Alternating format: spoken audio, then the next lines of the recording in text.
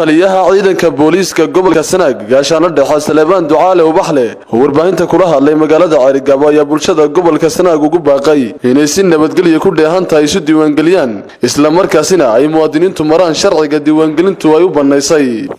hawsha saaka waxay noogu bilaabatay si nabadgelyo dhammaan waxa ay sanaaduuqdii iyo ciidamadii iyo shaqadii kala baxeen goobihiina waliba loo cayimay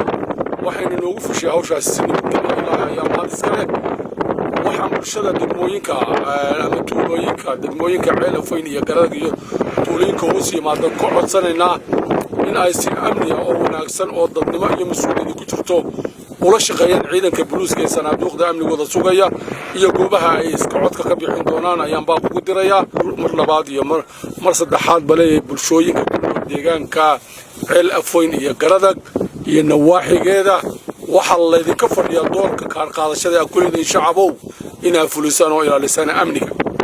iyo waxgaradka iyo salaadiinta iyo culimadiinka dhammaantoodna waxaanu ka codsanaynaa inay hawsha doorka ka qaataan oo nala fuliyaan oo doorkaas oo ka nabadgelyada kala dambeynta iyo ismaqalka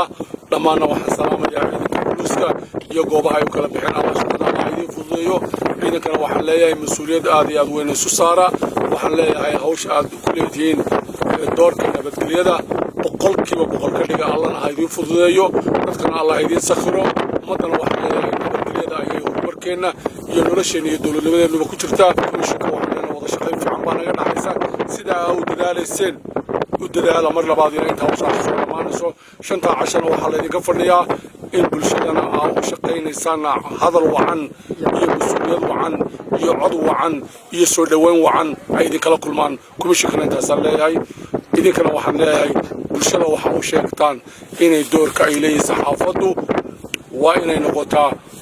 halkii dadka laga toosinayay oo ninka soo wariyo ay noqdaa xubno booliiska oo ay dadkana war wacan u sheegtaan bulshada waxaan leeyahay ninkii qaan gaaray iyo ninkii sharcigu ogolyahay inuu ka qaataaba inuu mas'uuliyad ku qaato ixtiraamana ciidanka booliiska iyo komishanka goobta ku sugan